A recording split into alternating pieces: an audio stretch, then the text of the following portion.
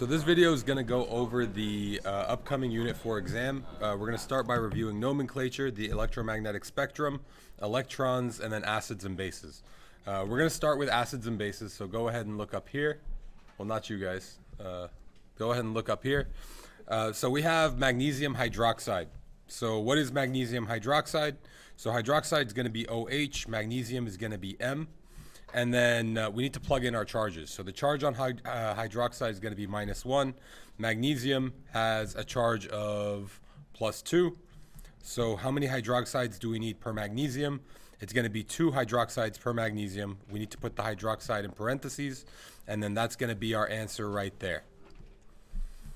Let's move on to the next one. Next question says, which of the following is a binary acid? So what is a binary acid? Binary means 2, and a binary acid is going to be an acid that's made up of 2 things, one of them being a hydrogen. So first thing is going to be a hydrogen, and then the other thing is going to be fluorine, chlorine, iodine, bromine, sulfur, but only 2 elements in it. So we can go ahead and eliminate the first one. We can eliminate the last one. These are both oxyacids. And then we have B and C to look at. So B has potassium and chlorine. Potassium is going to be a metal. No hydrogen involved, meaning B is not an acid. So C is going to be the only binary acid. What is the name of the molecular compound with the formula P2O5? So first we want to ask ourselves, is this ionic or covalent? There are no metals involved, so this is going to be covalent. And because it's covalent, we're going to be using prefixes. So we have 2 phosphorus, that's going to be diphosphorus. So we can go ahead and cross out B and A. That's diphosphorus, and then we have 5 oxygens, so pentaoxide. So C is going to be the answer to this one. Which chemical name and formula are correct? First one we have is potassium chloride. So potassium is going to be K. Over here we have P, which is phosphorus, so A is incorrect. Carbon tetrachloride, this one is correct, so we have 4 chlorines. The next one is sodium dichromate. So this is, that's chromium, not chromate. So we can cross out C. And then magnesium phosphide. So this one might look right, but we need to plug in charges. So magnesium's got a charge of +2. And then phosphorus has a charge of -3. Then we're going to cross them, leaving us with the formula Mg3P2. All right, so this one says the table lists 4 covalent compounds, names and their formulas. Which formula is written correctly?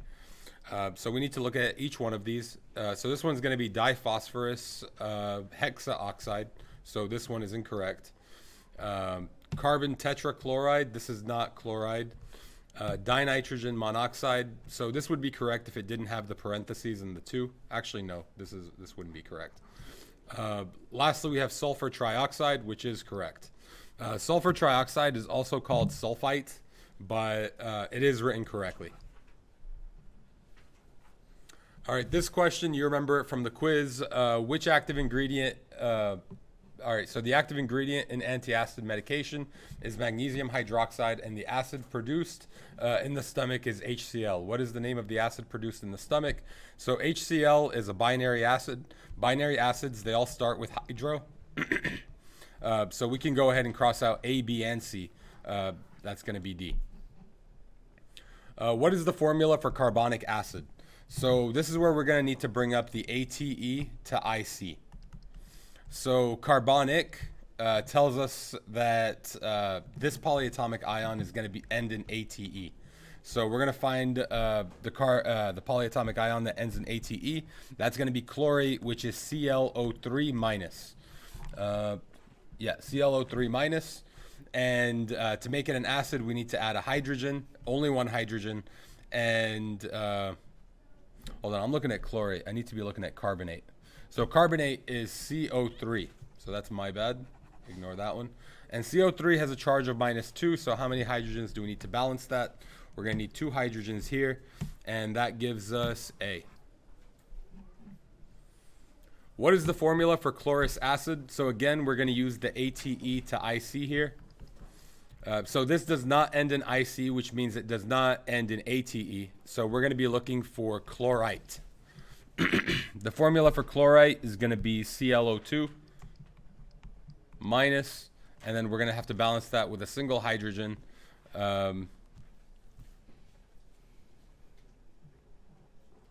Yep, and that's right. So B is correct.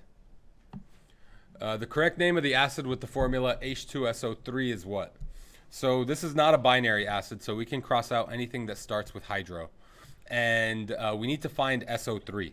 So SO3 is going to be sulfite. And we're going to bring the ATE to IC here. So this does not end in ATE, which means our new ending is going to be OUS. So this becomes sulfurous acid. What is the name, what is the formula for nitric acid? So again, the ATE to IC is going to be used here. So this is going to become nitrate, and we need to find the formula for nitrate, which is NO3 minus. And we're going to balance that with a single hydrogen. So HNO3 will be our formula, and that's going to be D. Name the following base. So bases are simple. We name them just like we do ionic compounds. So you just name the metal, and then you name the non-metal or polyatomic ion. This is going to be strontium hydroxide, which is A. All right, what would be the correct name for S5F4? This one's just a this is just a covalent compound, so that's going to be pentasulfur tetrafluoride. And that's it. That's our that's going to be our covalent review. Let's go ahead and move on to ionic. So what is the formula for magnesium oxide? We solved this one in the last one. It's just so this is -2. This is going to be +2. And then we can crisscross them, which gives us Mg2O2, but then we have to reduce these. So our final formula is just going to be MgO. What is FeS? So here, first thing we want to ask ourselves, is this ionic or covalent? It's not covalent because it does have an iron, and so it is ionic. And then the second question we want to ask ourselves if it's ionic is, does it have a transition metal? If it has a transition metal, we need to include a charge in Roman numerals. So iron is a transition metal. So we can cross out answer choice A. We don't know the charge of iron yet, but we can figure it out. So sulfur has a charge of -2, and we have one iron bonded to the -2. So what does the iron got to be? The iron's got to be a +2. So this one is going to be iron 2 sulfide. Next one is K2Se. So first question, is it ionic or covalent? This is ionic. Does it include a transition metal? No, it doesn't. Because it doesn't include a transition metal, we can cross out both the answer choices that give us the Roman numerals. That leaves us with two possible answers. So D makes no sense. We don't plug in names with charges built into them. So D is wrong. That leaves us with potassium selenide. One thing to remember about ionic is the numbers don't matter in ionic. So it doesn't matter how many potassiums we have, doesn't matter how many seleniums we have, you just write out their names and change the anion to IDE. Which compound is formed when aluminum bonds with fluorine? This one's a very simple one. So is it ionic? Yes, it is. Is it a transition metal? No, it's not. So what's the charge on aluminum? That's going to be +3. What's the charge on fluorine? That's going to be -1. And then we can just crisscross them. So aluminum gets the 1, fluorine gets the 3. And then our formula is AlF3. What is the formula for calcium permanganate? So permanganate is a polyatomic ion. So I'm going to pull that up for you. Permanganate is MnO4-. And calcium is over here. That's calcium. Calcium has a charge of +2. So how many permanganates do we need to balance the calcium? We're going to need 2 of them. So that's our formula right there. What is the name of the compound FeCl3? So again, first question, is it ionic or covalent? It is ionic. Does it include a transition metal? Yes, it does. It's got iron. So we need to include our charge in Roman numerals. So anything that doesn't have a charge in Roman numerals, we can go ahead and cross out, leaving us with only one possible answer choice. But let's go ahead and solve it anyway. So FeCl3. Chlorine has a charge of -1, but we have 3 chlorines, so a total negative charge of -3. So we have 1 iron bonded to that, which means iron needs to have a +3 charge. Name the following BeI2. So first question, is it ionic or covalent? It is ionic. Does it include a transition metal? No, it doesn't.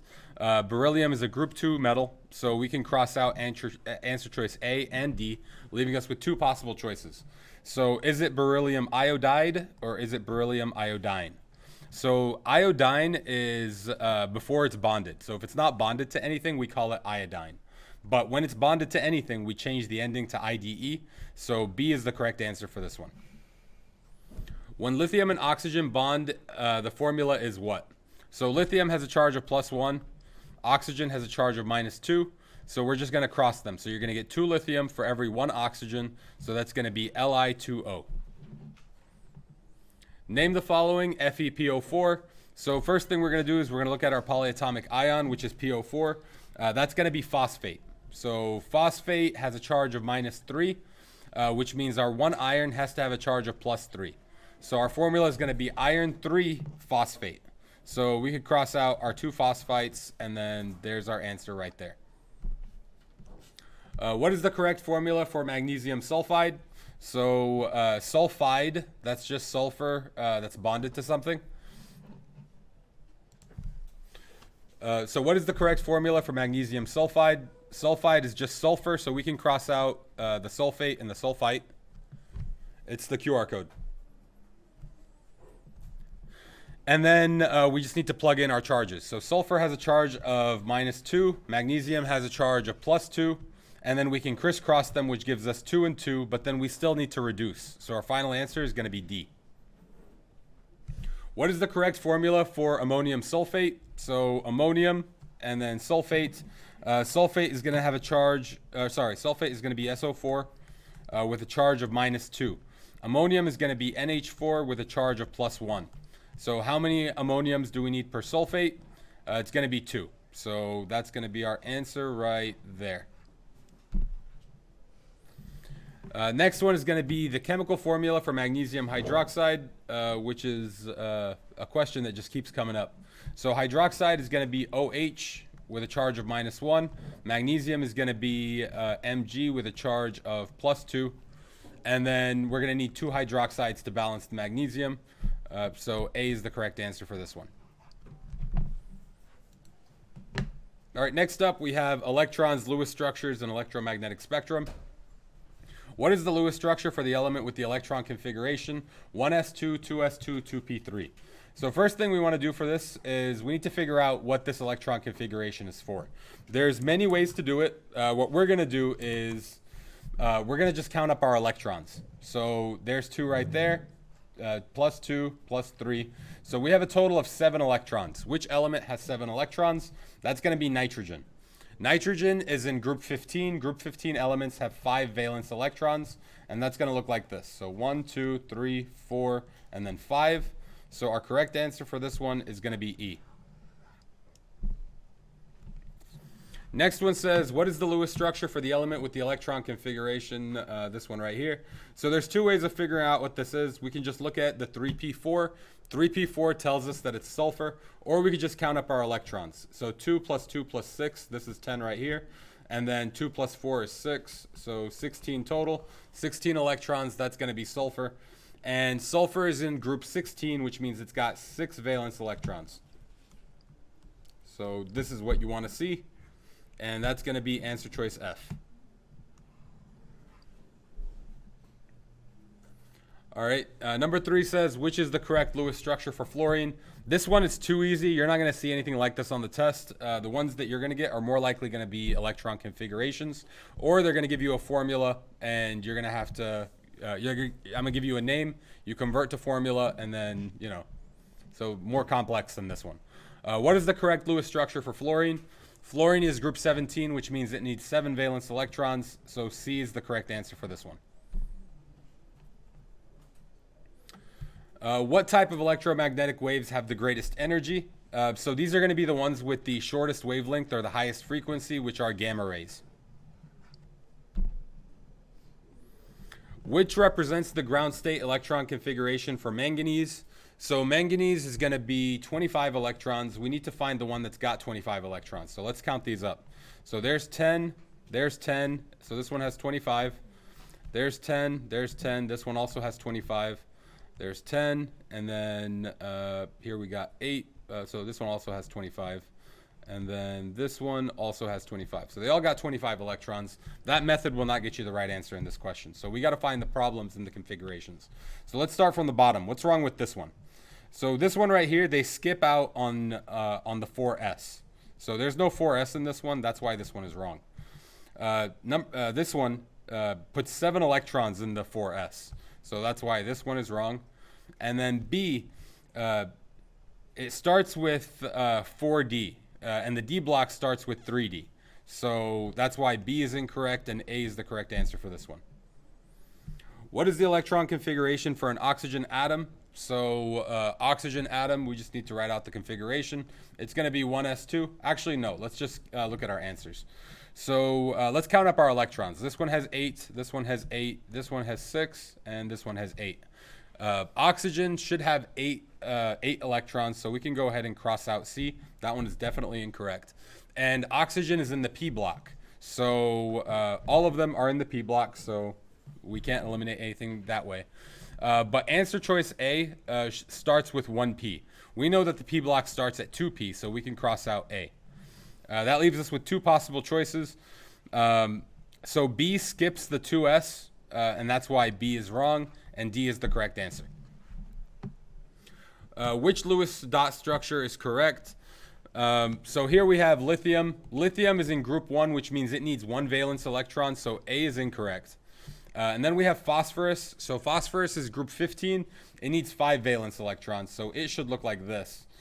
So that's why B is incorrect. And then sulfur is group 16, so it should actually look like oxygen. So sulfur is going to have 6 valence electrons, so C is the only correct one here. Two lasers produce light with the same intensity but different colors. Laser Y produces yellow light with a frequency of 5.17 times 10 to the power of 14, and laser B produces blue light with a frequency of 6.4 times 10 to the 14. Which statement best describes the light from these 2 lasers?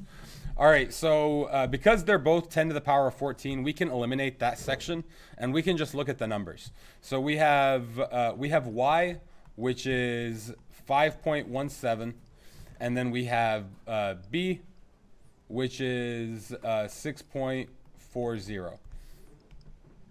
And just know that these are frequencies.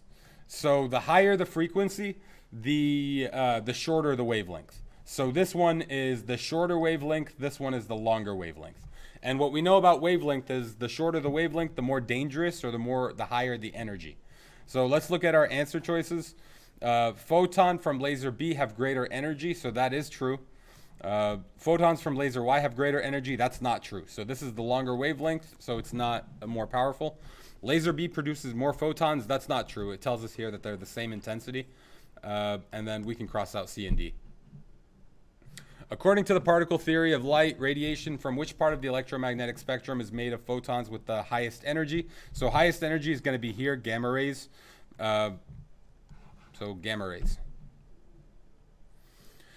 The diagram shows the colors and wavelengths of visible part of the electromagnetic spectrum. Which set of colors is listed from highest to lowest frequency? So the highest frequency, so the highest F is going to be the shortest wavelength. So these are the highest F. These are going to be the lowest F. Which colors are listed from highest to lowest? So we're looking for colors that go from here up to here. So we got violet, red, indigo. That doesn't work. Blue, green, orange. So blue, green, and then orange. That one does work. Red, blue, and violet. So red, blue, violet. That doesn't work. It's going in the wrong direction. Orange, violet, and green. That one's out of order. Doesn't work. So B is the only answer that works here. What is the electron configuration for the element gallium? So let's go ahead and solve this one. So gallium has 31 electrons. So let's count up all our options with 31 electrons. So these are 10. These are 10. There's 10. So this has 31. There's 10. There's 10. This one has 29. So this one will not work. And then here we have neon, which has 10 electrons. So this one has 23. This one will not work. And then here we have argon, which is 18 plus 10 plus 3 plus 1, which equals 32. Yeah, that's 32, which is not what we want. So the only answer that works here is going to be A. I'm not even going to check it. What is the electromagnetic spectrum? How is it organized? So it's a chart of chemical elements. No, it's a range of colors from visible light. That's not all it is. It's a continuum of all electromagnetic waves organized by wavelength and frequency. This is correct. The colors are randomly arranged. No, it's not. So C is the correct answer here. Describe the uses of various regions of electromagnetic spectrum from radio waves to gamma waves that provide examples for each. So radio waves are only used in AM, FM. That's not true. Electromagnetic spectrum is not divided into regions. That is not true. Radio waves for communication. This one's the one with a bunch of examples. It's probably right. All regions of the electromagnetic spectrum have the same applications. That's not true. So C is the correct answer here. How do X-rays and gamma rays differ in terms of wavelength and frequency? So X-rays have shorter wavelength and higher frequency, while gamma rays have longer wavelength and higher frequency. So they don't have higher frequency. So wait. X-rays have shorter wavelengths.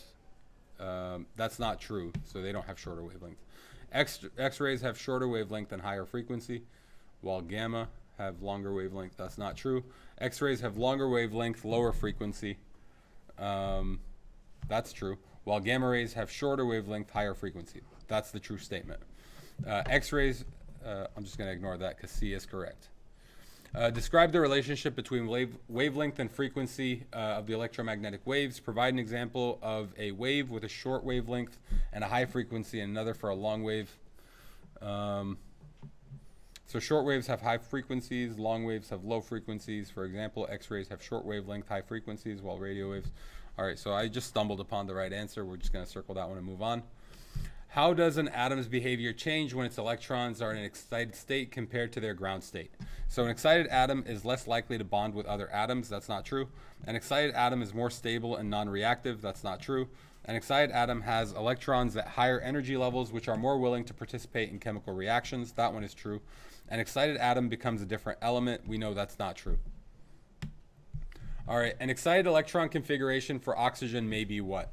So the most important thing to know here is number of electrons can't change. So oxygen has 8 electrons, and that number, it has 8 electrons, and that number should not change.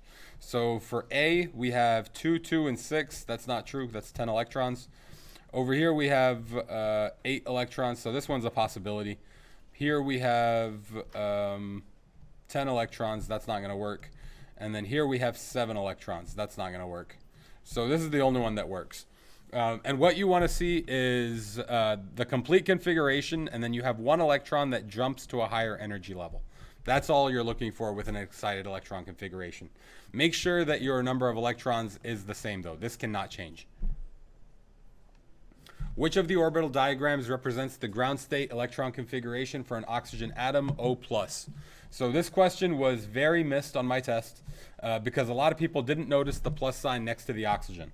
So a neutral oxygen is going to have 8 protons and then 8 electrons. And here we have O+. So if it's an O+, that means it's got 8 protons and only 7 electrons. So that's why a bunch of y'all missed this when we took it on the quiz. So we're looking for an orbital diagram with only 7 electrons. So let's count up our electrons. Here we got 2, 4, 6, 7. This one has 7. Here we have 2, 4, 6, and 7. This one also has 7. 2, 4, 6, 7. That's got 7. 2, 4, 6, 8. This one has 8. This was the most popular answer choice, and it is not correct. Now let's see why these other ones are wrong. So A, it doubled up on electrons before it filled the entire orbital. So that's why this one is incorrect. Over here, they skipped the 2s. They didn't put 2 electrons there. And that's why this one is wrong. And then that leaves us with this one, which fills them up in the correct order. So you got 1, 2, 3, 4, 5, 6, and 7. Those are all of our electrons. All right, what is the correct orbital notation for a ground state phosphorus? So phosphorus has 15 electrons, so that's how many we're looking for. This has 2, 4, 6, 7. That's not going to work. 2, 4, 6, 8, 10, 12, 14, 15, 16. This one has 16.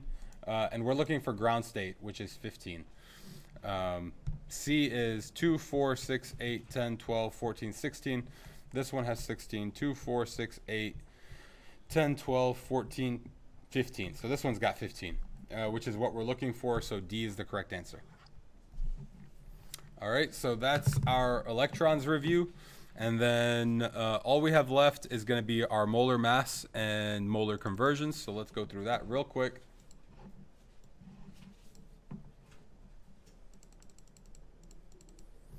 So calculate the molar mass of the following molecules. This was a review that I posted for some of you guys. If you want to work through it, feel free. If you don't want to work through it, just know it's not a grade. So if you want to do it, I highly recommend you do. Let's take a look at the first ones. The first one is going to be potassium hydroxide, and it doesn't matter what it is. We're just gonna write it out and then calculate its molar mass. So we have potassium times 1, oxygen times 1, and then hydrogen times 1, and then we put in the molar mass. So for potassium, that's going to be 39.09. And then for oxygen, that's going to be 16.00. And then hydrogen is going to be 1.01. We don't have to multiply by anything here, so we're just going to add these up. That's going to give us 1, 0, and then 6. So 56.10. If you get something else, let me know. All right, next one is going to be N2O2. So N2O2. That's going to be nitrogen times 2, oxygen times 2. Then we plug in their molar mass. Nitrogen is going to be 14. Oxygen is going to be 16. Well, nitrogen is actually going to be 14.01. Oxygen is going to be 16.00. And then we're going to multiply straight across. This is going to give us 28.02.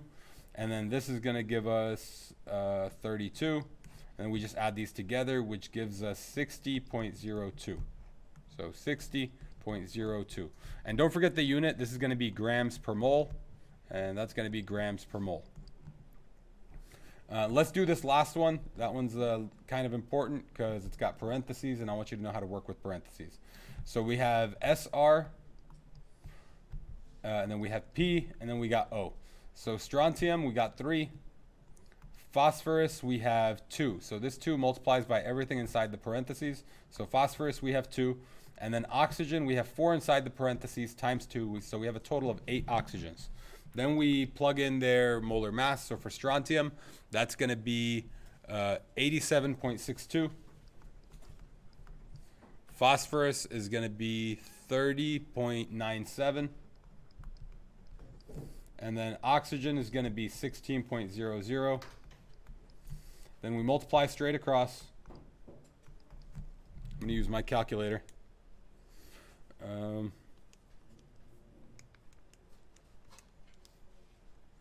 So first one I got 262.86, and then 30.97 times 2, that's 61.94, and then 8 times 16 is 128,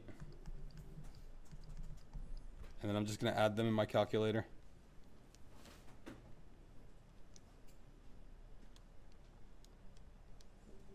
That gave me 452.8. So the important thing to remember about this is just the fact that everything inside the parentheses gets multiplied by the number outside the parentheses. So let's go ahead and clear this. Nope.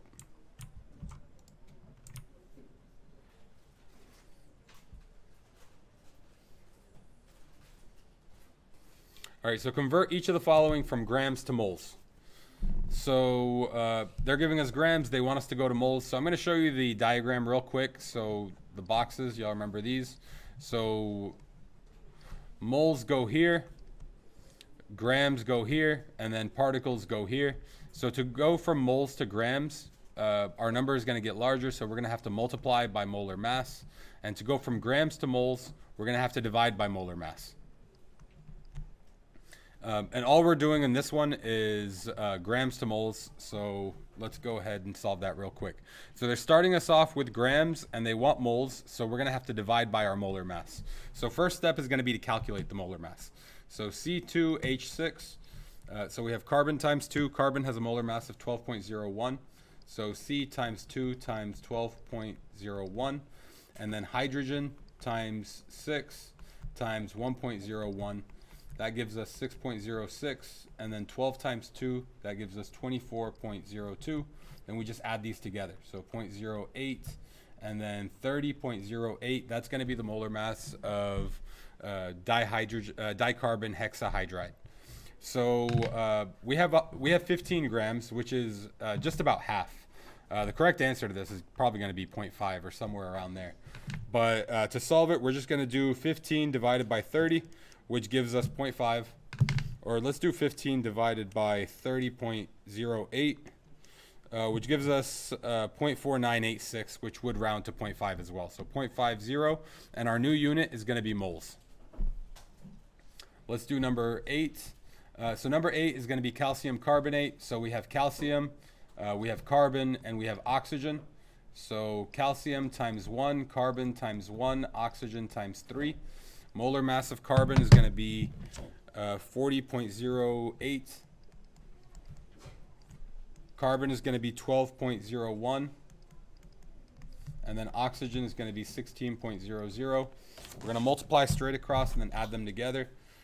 So over here, we don't have to multiply, so those just get added together, but we got to do 16 times 3, which gives us 48 plus 12.01 plus 40.08, and that gives us 100.09. So that's the molar mass that I got for this, 100.09. And we have 45.7 grams. So to go to moles, we just got to we got to divide by our molar mass, which is 45.7 divided by 100.09, and that gives us 45.65, or sorry, 0.4565, which I guess would just round to 0.457, and the unit for this is going to be moles of calcium carbonate. All right, number 9 says convert moles to grams in each of the following. So here we're just doing the opposite. We're going from moles to grams, which means we're multiplying by our molar mass. So NH3, let's calculate our molar mass first. Nitrogen has a molar mass of 14.00 or 14.01. Nitrogen times 1 times 14.01. And then we have hydrogen times 3 times 1.01. Multiply straight across, 3.01 plus 14.01, which gives us 17.02. That's the molar mass for NH3. And that's for every 1 mole. So this is going to be grams per mole. We have 1.5 moles, so we're just going to multiply that. 1.5 times 17.02, and that gives us 25.53. And the unit for this is going to be grams of NH3. All right, convert the following to moles. Now over here, they're giving us particles and they want moles. So to do that, we're just going to be using Avogadro's number. So we could either, so to go from particles to moles, we're going to divide by Avogadro. To go from moles to particles, we're going to be multiplying by Avogadro. So in the first one, we have 3.01 times 10 to the power of 23. We just need to divide that by Avogadro, which is 6.02 times 10 to the power of 23. I can tell you right now that this is going to be 0.5, but let me go ahead and plug it in. Actually, no, I'm just going to tell you this is 0.5. 0.5 moles. So it doesn't matter what you're dealing with. You're always going to be working with Avogadro. Doesn't matter if it's sodium, H2O, CO2, whatever. Next one, we're going to do the same thing. So we're just going to divide by 6.02 times 10 to the power of 23. So I'll plug that into my calculator. Make sure to use parentheses. 2.41 times 10 to the power of 24. Close parentheses. Divide by...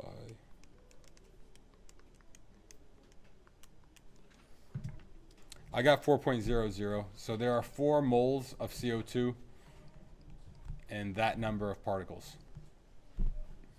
All right, convert the following to atoms or molecules. So, okay, so we're just going from moles to molecules. So we're just multiplying by Avogadro here. So in your calculator, you're just going to do 2.56 times 6.02 times 10 to the power of 23. Close parentheses. This will give you your answer. So 2.56 times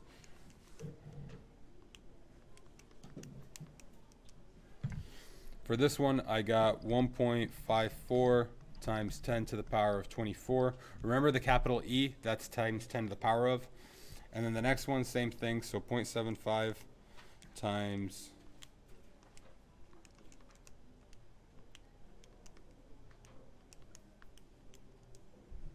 this one gave me 4.52 times 10 to the power of 23. All right, and that's it. That's the entire review. If you have any questions, feel free to swing by at 8:30. That's when I'll be here. And have a good rest of your day. Good luck on your test.